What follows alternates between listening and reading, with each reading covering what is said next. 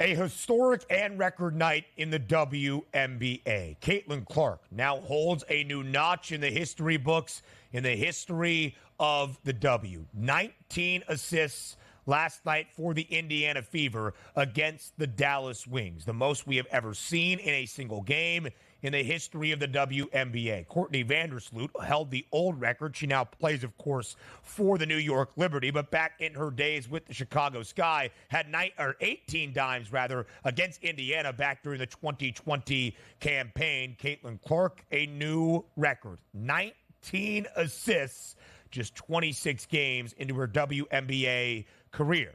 However, it was in a losing effort on the road yesterday against the Dallas Wings, one of the worst teams in all of the W. Dallas wins outright as a 4-point home underdog, 101-93. Arike Agumbawale, huge day, leading Dallas in scoring once again. And Donnie, as we were breaking down this game yesterday, only a 3.5-point spread for the Fever on the road, having won 2 straight, entering the basketball game against teams with a winning record in Phoenix and Minnesota. It felt like a fishy line. It came to fruition yesterday on the final day of the WNBA regular season before the All-Star and Olympic break.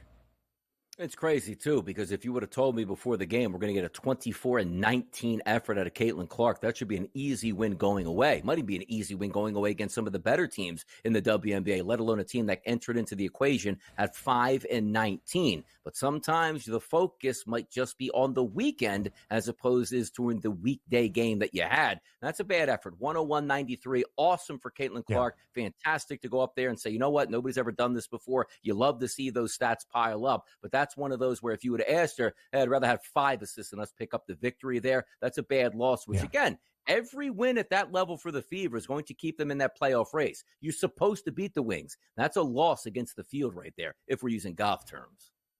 Minnesota, a victory yesterday as well. Kayla McBride pours in 30 to lead the Lynx to a win. The Commissioner's Cup champs, who had struggled since that trophy, losing 5 of their last 8 entering yesterday. But the Atlanta Dream on the longest active skid right now in the W, 8 straight games. So let's put this into context, what Caitlin Clark did yesterday in her final game before a much-deserved Olympic break. Yes, you can scream and yell that she should be a part of Team USA, and frankly, you might have a point after her early season struggles in the W, but she has played so much basketball since November that I'm sure she'll enjoy a couple of weeks off here during this break. The only game in the history of the WNBA a player has recorded at least 20 points, 15 assists, and 5 rebounds. Another historic performance for Caitlin Clark. 19 dimes, a single-game record in the history of the WNBA. In DRS, it's her 3rd game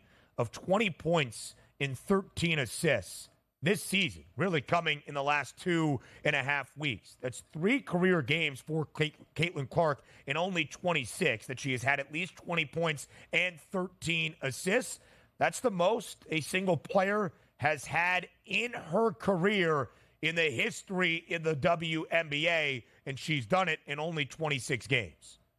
Yeah, it's amazing also. So you try to expound on it and say, well, she is in the All-Star game, which is going to bring those ratings. But quite frankly, she probably should have been on the Olympic team as well. And it's not one of those, hey, Bronny James should be in the NBA. His father's LeBron. No, Caitlin Clark certainly earned her way into this as the number 1 overall pick and playing great basketball and would have sent that Olympic team to the next level. Not next level and being like, well, we don't expect them to win gold. They always win that. But just the level of attention, which is the most important thing. Shine that spotlight on women's basketball as much as you can on the biggest stages that you can. That was a really lost opportunity.